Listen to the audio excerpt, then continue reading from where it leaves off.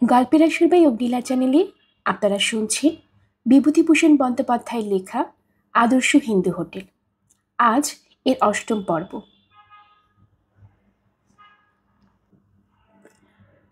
সন্ধ্যার পূর্বে বেচুও গিয়া টেন্ডার দিয়া আসিল। পদ্মছি সাগ্রহে গদির ঘরের দ্বারে অপেক্ষা করিতেছিল। এখনো খরিদ্দার আসা শুরু হয় নাই। বলিল, হয়ে গেল কর্তা? কি শুনে এলে? হয়ে যাবে এখন। ছেলের হাতের পিঠে বুঝি? তবে খুব লাভের কাণ্ড যা শুনে এলাম। যদু পাকা লোক, নইলে কি দরখাস্ত দেয়? আমি আগে বুঝতে পারিনি। মোটা লাভের ব্যবসা। স্টেশনের ক্ষেত্রবাবু আমার এখানে খেতে মনে আছে? সে আবার বদলি হয়ে এসেছে এখানে। সেই বললে যাত্রীরা রেলের বড় অফিসে দরখাস্ত করেছে আমাদের খাওয়ার কষ্টে।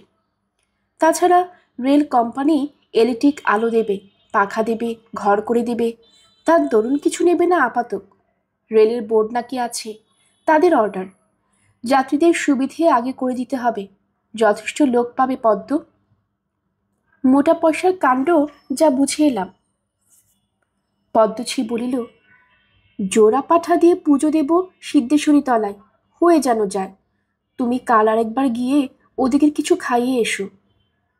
বলি, যদু বাড়ুজ্জে টের পেলে কি করে? হ্যাঁ, ওসব ঘুঘুলো, ওদের কথা ছাড়ান দাও। ক্রমে এই সম্বন্ধে অনেক রকম কথা শোনা গেল। স্টেশনের প্ল্যাটফর্মে দেখা গেল রেলের তরফ হইতে একটি চমৎকার ঘর তৈয়ারি করিতেছে। আসবাবপত্র, আলমারি, টেবিল, চেয়ার দিয়া সেটি সাজানো হইবে, সেসব কোম্পানি দেবে। এই সময় একদিন যদু বাড়ুজ্যকে হঠাৎ তাহাদের গদি ঘরে আসিতে দেখিয়া বেচু ও পদ্মছি উভয়ে আশ্চর্য হইয়া গেল। যদু বাড়ুজ্যে হোটেলওয়ালাদের মধ্যে সম্ভ্রান্ত ব্যক্তি, কুলীন ব্রাহ্মণ, মাটি ঘরার বিখ্যাত বাড়ুজ্যে বংশের ছেলে। কখনো সে কারো দোকানে বা হোটেলে গিয়া হাউ হাউ করিয়া বকে না। গম্ভীর মেজাজের মানুষটি। বেচু চক্কতি যথেষ্ট খাতির করিয়া বসাইল, তামাক সাজিয়া হাতে দিল। যদু বাড়ুজ্যে কিছুক্ষণ তামাক টানিয়া এক মুখ ধোয়া ছাড়িয়া বলিল, তারপর এসেছি একটা কাজে। চক্কতি মশাই, হোটেল চলছে কেমন? বেচু বলিল, আর তেমন নেই বাড়ুজ্যে মশাই। ভাবছি তুলে দিয়ে আর কোথাও যাই। খদ্দের পত্তর নেই আর। আপনার কাছে আমার আসার উদ্দেশ্য বলি, স্টেশনে হোটেল হচ্ছে জানেন নিশ্চয়ই। আমি একটা টেন্ডার দেই, শুনলাম আপনিও নাকি দিয়েছেন। হ্যাঁ, তা আমিও। বেশ, বলি শুনুন। নৈহাটির একজন ভাটিয়া নাকি বড্ড তদবির করছে উপরে, তাই হয়ে যাবে। মোটা পয়সার কারবার হবে ওই হোটেলটা।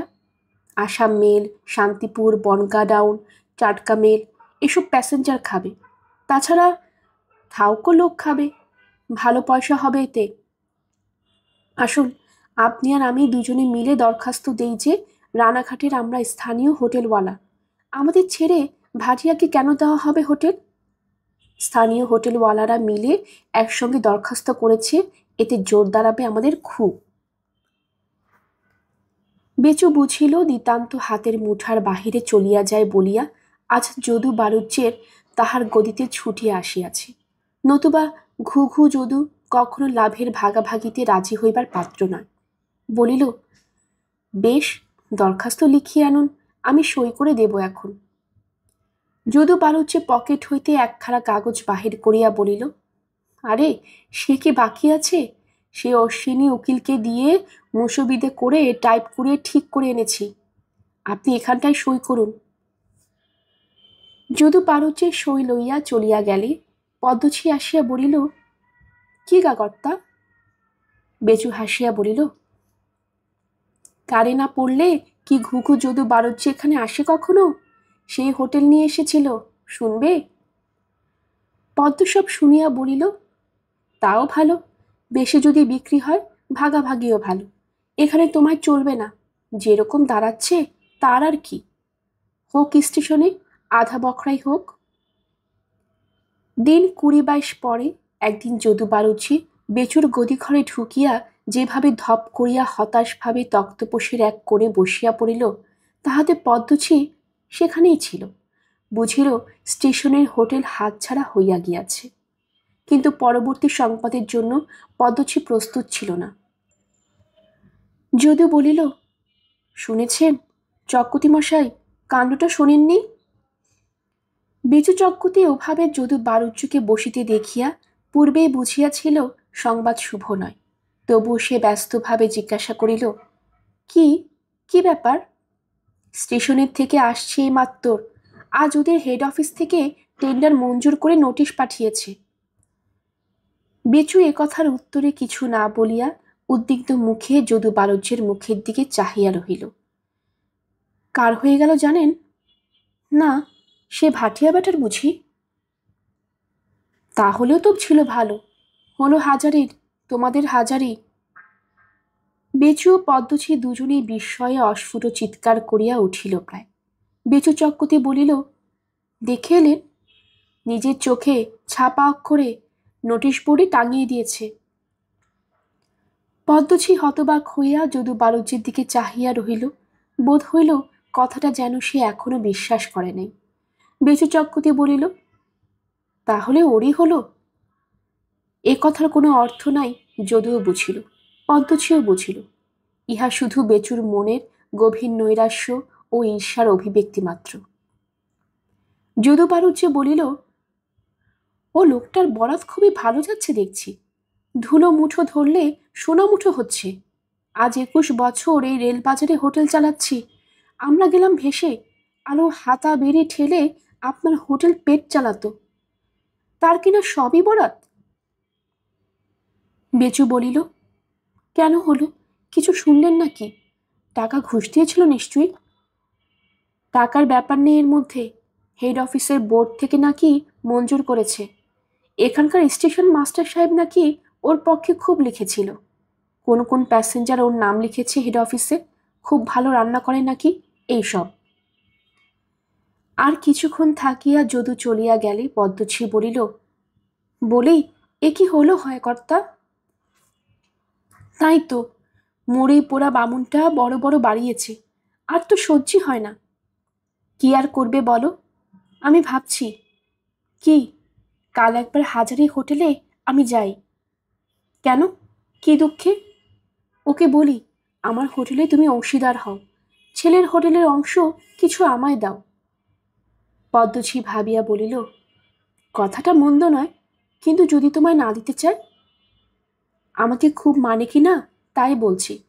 এ না করলে আর উপায় নেই পদ্ম। হোটেল আর চালাতে পারবো না। একরাশ দেনা খরচে আছে, আর কুলোয় না। এ আমায় করতেই হবে। পদ্মছির মুখে বেদনার চিহ্ন পরিস্ফুট হইল। বলিল, যা ভালো বোঝো করো কর্তা, আমি কি বলবো বলো। কিছুক্ষণ পরে যদু বারুচি পুনরায় বেচুর হোটেলে আসিয়া বসিল। বেচু চক্রবর্তী খাতির করিয়া তাহাকে চা খাওয়াইল, তামাক সাজিয়া হাতে দিল। তামাক টানিতে টানিতে যদু বলিল, একটা মতলব মনে এসেছে চক্রবর্তী মশাই, তাই এবার এলাম। বেচু সকৌতূহলে বলিল, কি বলুন তো? আমি পাল চৌধুরীদের নায়েব মহেন্দ্রবাবুকে ধরেছিলাম। ওরা জমিদার, ওদের খাতির করে রেল কোম্পানি। মহেন্দ্রবাবুর চিঠি নিয়ে কাল চলুন। আপনি আর আমি কলকাতার রেল আপিসে একবার আপিল করি গিয়ে। পদ্মছি দূরের কাছেই ছিল। সে বলিল, তাই যান গিয়ে কর্তা। আমিও বলি, যাতে কখনোই মরে পোড়া বামুন হোটেল না পায়, তা করা চাই। দুজনে তাই যান। বেচু চক্রবর্তী ভাবিয়া বলিল, কখন যেতে চান কাল? যদিও বলিল, কাল সকাল যাওয়াই ভালো। বড় বাবুকে ধরতে হবে গিয়ে। পাল চৌধুরীদের পুকুরে মাছ ধরতে আসেন প্রায়। গড়ফেতে বাড়ি, বড় ভালো লোক। মহেন্দ্রবাবু চিঠি নিয়ে গিয়ে ধরি। যদু চলিয়া গেলে বেচু চক্রবর্তী পদ্মকে বলিল, কিন্তু তাহলে হাজারের কাছে আমার ওভাবে যাওয়া হয় না। ওসব টের পাবেই যে আমরা আপিল করেছি। ওকেও নোটিশ দেবে কোম্পানি। আপিলের শুনানি হবে, তারপর কি আর ওর কাছে যাওয়া যায়? না, হয় না গেলে। ওর দরকার নেই। যাতে ওর উচ্ছেদ হয় তাই করো। বেশ, যা বলো। পরদিন যদু বারুজ্যের সঙ্গে বেচু চক্রবর্তী কয়লাঘাটের রেলের বড় আপিসে যাইবে বলিয়া বাহির হইল, এবং সন্ধ্যার পরে পুনরায় রান্নাঘাটে ফিরিল। বেচু যখন নিজের হোটেলে ঢুকিল, তখন খাওয়া দাওয়া আরম্ভ হইয়াছে। পদ্মছি ব্যস্তভাবে বলিল, কি হলো কর্তা? বেচু বলিল, আর কি, মিথ্যে যাতায়াত সার হলো, 2 টাকা বেরিয়ে গেল। তারা বললে এই আমাদের হাতে নেই, টেন্ডার মঞ্জুর হয়ে বোর্ডের কাছে চলে গিয়েছে, এখন আর আপিল খাটবে না।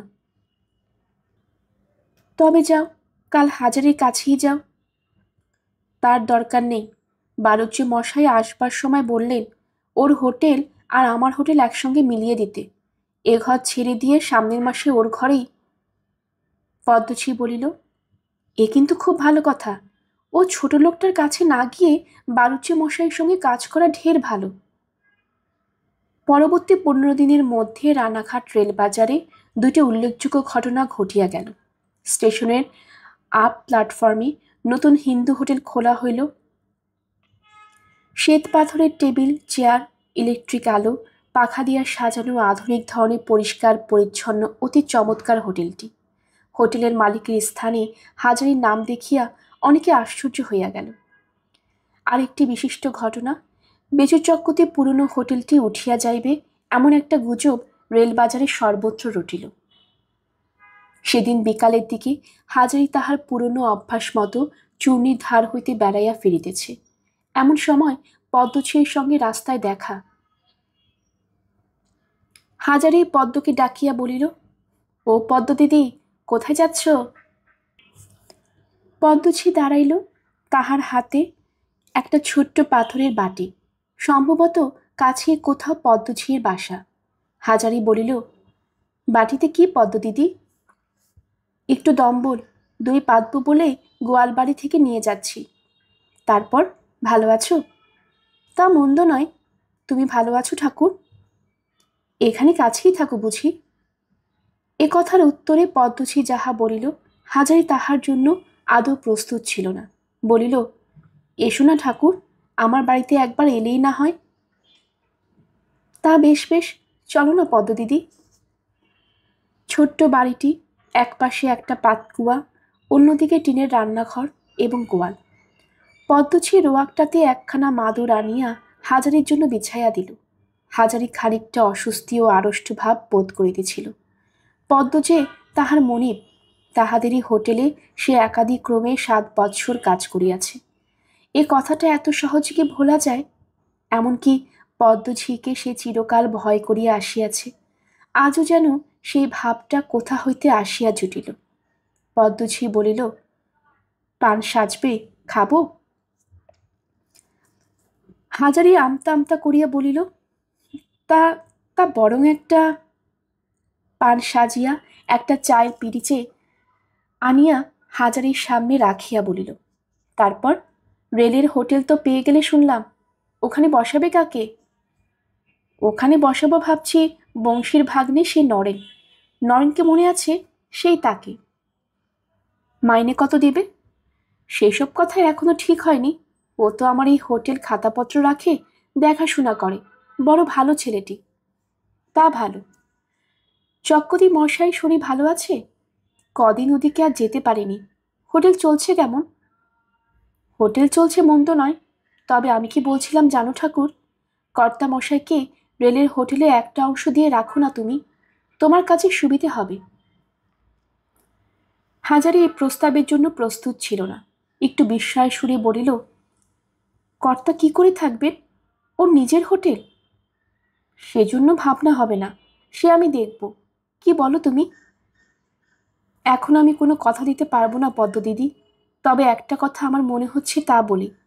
রেল কোম্পানি যখন টেন্ডার নেয় তখন যার নাম লেখা থাকে, তাছাড়া আর কোনো লোকের অংশ থাকতে দেবে না হোটেলে। হোটেল তো আমার নয়, হোটেল রেল কোম্পানির। ঠাকুর, একটা কথা বলবো? তুমি এখন বড় হোটেলওয়ালা, অনেক পয়সা রোজগার করে শুনি, কিন্তু আমি তোমায় সেই হাজারি ঠাকুরই দেখি। তুমি এসো আমাদের হোটেলে আবার। হাজারি বিস্ময় সুরে বলিল, চক্কতি মশাইয়ের হোটেলে রাত্রে? সে মনে মনে ভাবিল, পদ্ম দিদির মাথা খারাপ হয়ে গেল নাকি, বলে কি? পদ্ম কিন্তু বেশ দৃঢ় স্বরেই বলল, সত্যি বলছি ঠাকুর, এসো আমাদের ওখানে আবার। কেন বলো তো পদ্ম দিদি, এ কথা তুললে কেন? তবে বলি শোনো, তুমি এলে আমাদের হোটেলটা আবার জাগবে। এমন ধরনের কথা হাজারি কখনো পদ্মঝির মুখে শোনে নাই। সেই পদ্মঝি আজ কি কথা বলিতেছে তাহাকে। হাজারি গলিয়া গেল। সে ভুলিয়া গেল যে সে একজন বড় হোটেলের মালিক। পদ্মদিদি তাহার মনিবের দরের লোক। তাহার মুখের এ কথা যেন হাজারির জীবনের সর্বশ্রেষ্ঠ পুরস্কার। এ আশায় যেন সে এতদিন রান্নাঘাটের রেলবাজারে এত কষ্ট করিয়াছে। অন্য লোকে হাজার ভালো বলুক, পদ্মদিদির ভালো বলা তাদের চেয়ে অনেক উঁচু, অনেক বেশি মূল্যবান। কিন্তু পদ্ম যাহা বলিতেছে তাহা যে হয় না, এ কথা সে পদ্মকে কি করিয়া বুঝাইবে? যখন সে গোপালনগরে চাকুরি ছাড়িয়া পুনরায় চক্কুতি মশারে হোটেলে চাকুরি লইয়াছিল, তখনও উহারা যদি তাহাকে না তাড়াইয়া দিত, তবে তো নিজ হোটেল খুলিবার কল্পনাও তাহার মনে আসিত না। উহাদের হোটেলে পুনরায় চাকুরি পাইয়া সে মহা সৌভাগ্যবান মনে করিয়াছিল নিজেকে। কেন তাহাকে উহারা তাড়াইল? এখন আর হয় না। এখন সে নিজের মালিক নয়, কুসুমের টাকা ও অতসীমার টাকা হোটেলে খাটিতেছে। তাহার উন্নতি অবনতির সঙ্গে অনেকগুলো প্রাণীর উন্নতি অবনতি জড়ানো। নিজের খেয়াল খুশিতে যা তা করা এখন আর চলিবে না। টেপির ভবিষ্যৎ দেখিতে হইবে। টেপি আর নরেন অনেক দূর আগাইয়া আসিয়াছে, আর এখন পিছানো চলে না। হাজারি পদ্মঝির মুখের দিকে দুঃখ সহানুভূতির দৃষ্টিতে চাহিয়া বলিল, আমার ইচ্ছে করে পদ্মদিদি, কিন্তু এখন যাওয়া হয় কি করে, তুমিই বলো। পদ্মজি কথাটা না বুঝে তা নয়, সে নিতান্ত মরিয়া হইয়া কথাটা বলিয়া ফেলিয়াছিল। হাজারি কথার সে কোনো জবাব না দিয়া ঘরের মধ্যে ঢুকিল এবং কিছুক্ষণ পরে একটা কাপড় জড়ানো ছোট্ট পুটুলি আনিয়া হাজারির সামনে রাখিয়া বলিল, পড়তে চান তো পড়ে দেখো না। হাজারি পড়িতে জানে না তাহা নয়, তবে ও কাজে সে খুব পারদর্শী নয়। তবু পদ্মদিদির সম্মুখে সে কি করিয়া বলে যে সে ভালো পড়িতে পারে না? পুটুলি খুলিয়া সে দেখিল খান কয়েক কাগজ ছাড়া তার মধ্যে আর কিছু নাই। পদ্মঝি তাহাকে বিপদ হইতে উদ্ধার করিল। সে নিজেই বলিল, কখানা হ্যান্ডনোট, তার সব শুদ্ধ 700 টাকার হ্যান্ডনোট। কর্তাকে আমি টাকা দিই যখনই দরকার হয়েছে তখন। নিজের হাতে চুড়ি বিক্রি করি, কানের মাকড়ি বিক্রি করি, ছিল তো সব যখন এই স্ত্রী ছিলাম। 2খানা সোনাদানা ছিল তো সঙ্গে। হাজারে বিস্মিত হইয়া বলিল, তুমি টাকা দিয়েছিলে বদ্যদিদি? দেইনি তো, কার টাকায় হোটেল চলছিল এতদিন? যা কিছু ছিল সব ওর পিছনে খুইয়েছি। কিছু টাকা পাওনি? পেটে খেয়েছি আমি, আমার বঞ্চি, আমার এক দেওরপো, এই পর্যন্তই। পয়সা যে একেবারে পাইনি তা নয়, তবে কত আর হবে তা। বঞ্চির বিয়েতে কর্তামশাই 100 টাকা দিয়েছিলেন, সে আজ 7 বছরের আগের কথা। 700 টাকা সুদ্ধর কত হয়?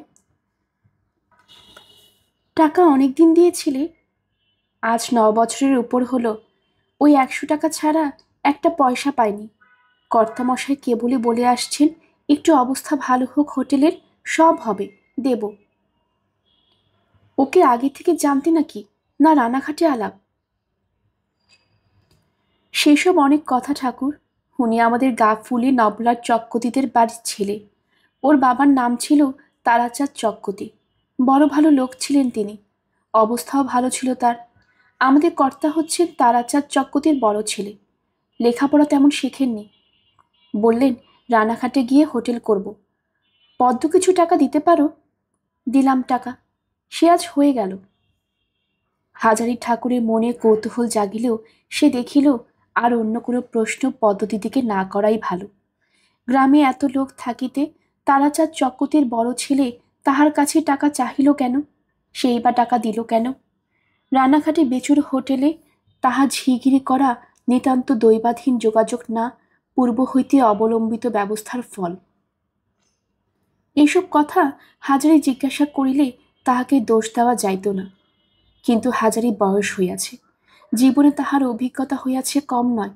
সেই বিষয়ে কোনো প্রশ্ন না করিয়া বলিল, হ্যান্ডনোটগুলো তুলে রেখে দাও পদ্মদিদি, ভালো করে, সব ঠিক হয়ে যাবে, টাকাও তোমার হয়ে যাবে, এগুলো রেখে দাও। পদ্মছি রকম এক ধরনের হাসি হাসিয়া বলিল, ওসব তুলে রেখে কি করব ঠাকুর? ওসব কোন কালে তামাদি হয়ে ভূত হয়ে গিয়েছে, পড়ে দেখো না ঠাকুর। হাজারি অপ্রতিভ হইয়া শুধু বলিল, ও, যা ছিল কিছু নেই ঠাকুর, সব হোটেলের পেছনে দিয়েছি। আর কি আছে এখন হাতে? ছাই বলতে রাইও না।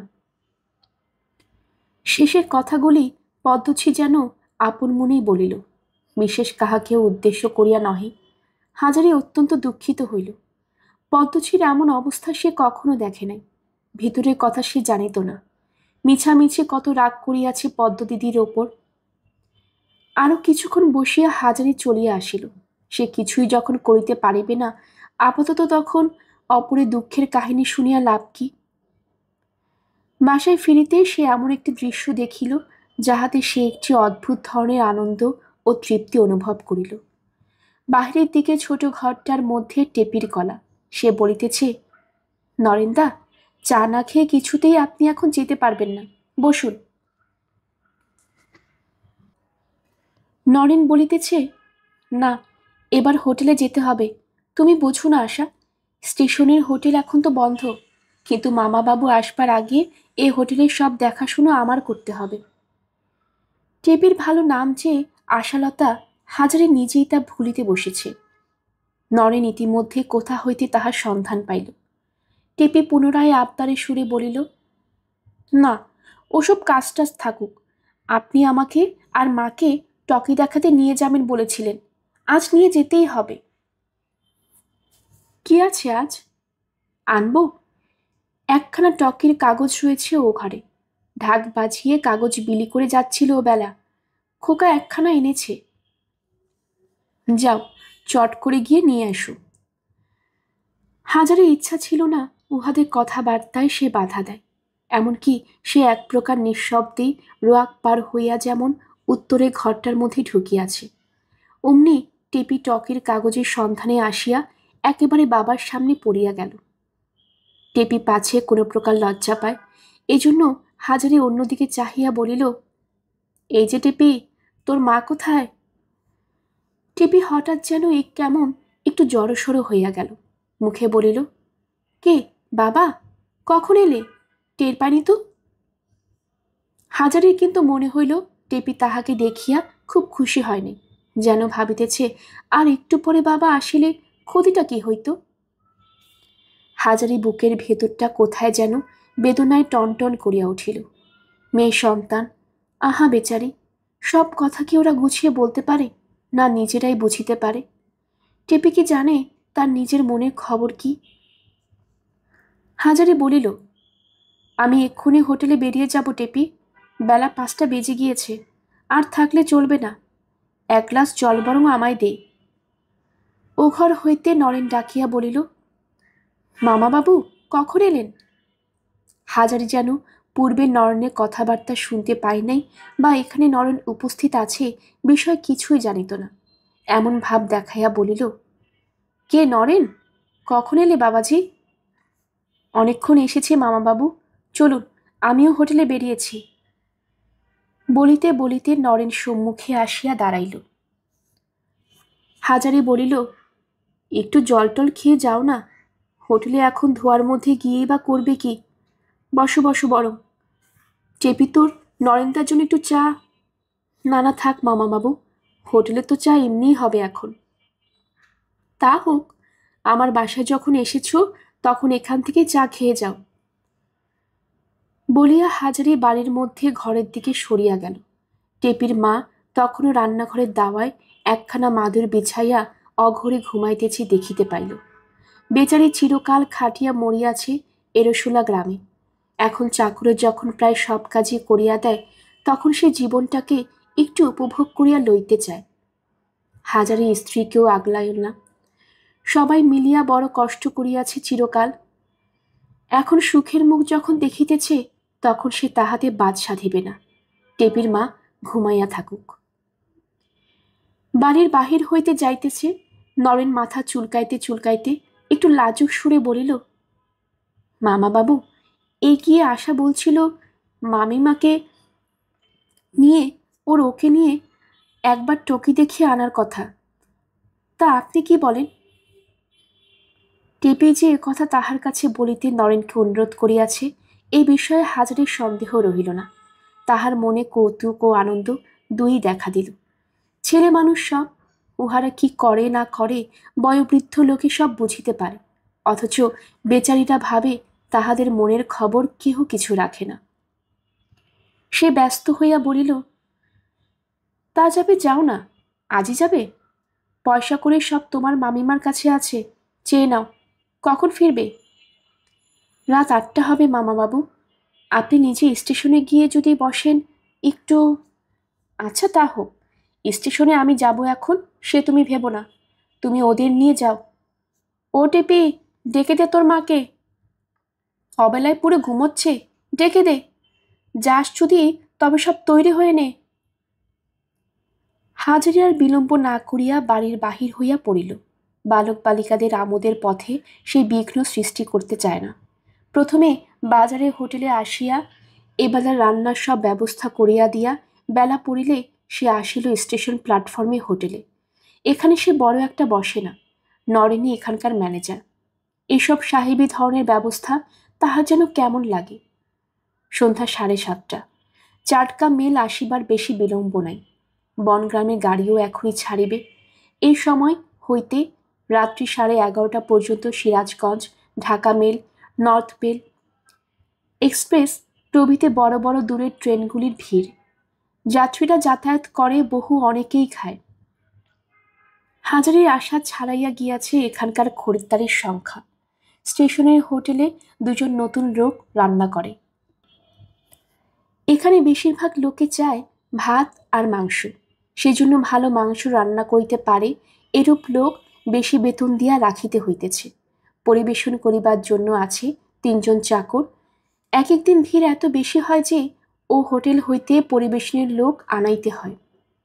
হাজারিকে দেখিয়া পাচক ও ভৃত্যেরা একটু সম্ভ্রান্ত হইয়া উঠিল। সকলেই জানে হাজারি তাহাদের আসল মনিব, নরেন ম্যানেজার মাত্র। তাহারা ইহাও ভালো জানিয়াছে যে হাজারি পদতলে বসিয়া তাহারাও এখন 10 বৎসর রান্নাকাজ শিখতে পারে।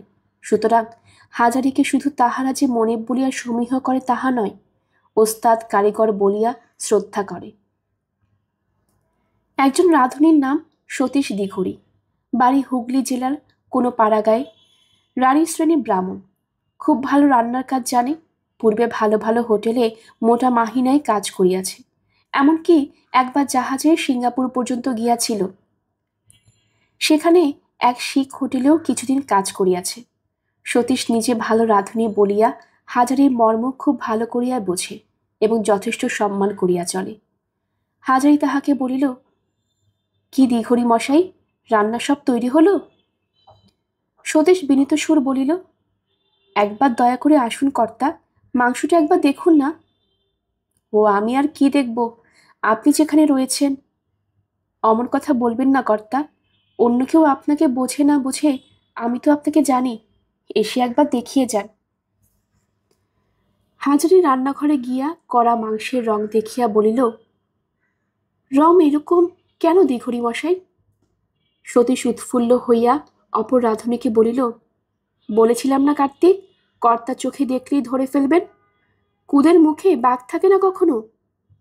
কর্তা যদি কিছু মনে না করেন, কি দোষ হয়েছে আপনাকে ধরে দিতে হবে আজ।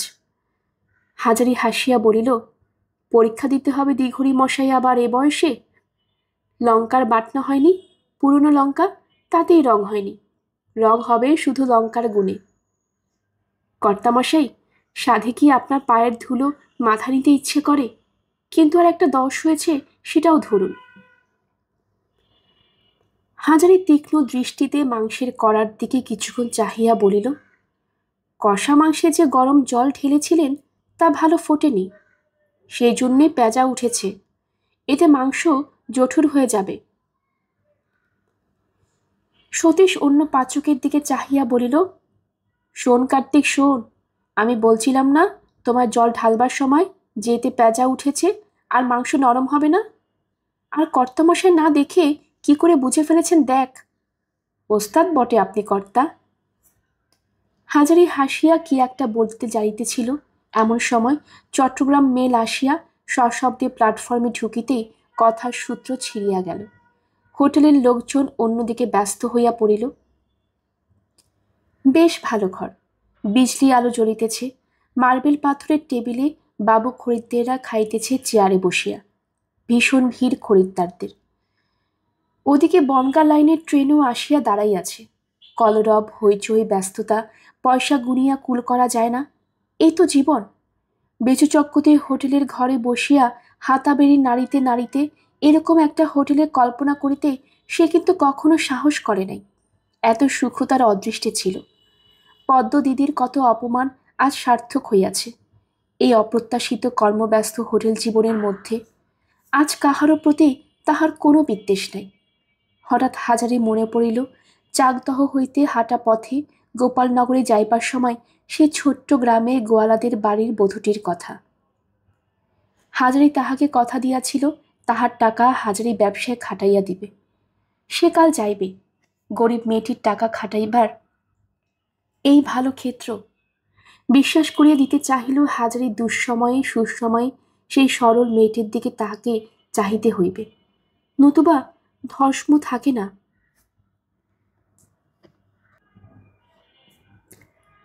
গল্পের আসবে অগ্নিলা চ্যানেলে আপনারা শুনছিলেন বিভূতিভূষণ বন্দ্যোপাধ্যায়ের লেখা আদর্শ হিন্দু হোটেল। আসছিল এর ৮ম পর্ব। আপনারা যারা নতুন আমাদের চ্যানেলটি শুনছেন, কাইন্ডলি চ্যানেলটি সাবস্ক্রাইব করে নেবেন। আমাদের চ্যানেলে অনেকগুলো গল্প পাঠ করা হয়েছে। আশা করছি আপনাদের সবার কাছে সেটি ভালো লাগবে। পরবর্তী পর্ব শোনার জন্য আপনাদের সবাইকে আমন্ত্রণ জানানো হলো। পরবর্তীতে রয়েছে আমাদের এই গল্পের শেষ পর্ব। আশা করছি আপনারা সবাই সেখানে থাকবেন। সবাই ভালো থাকবেন। ধন্যবাদ।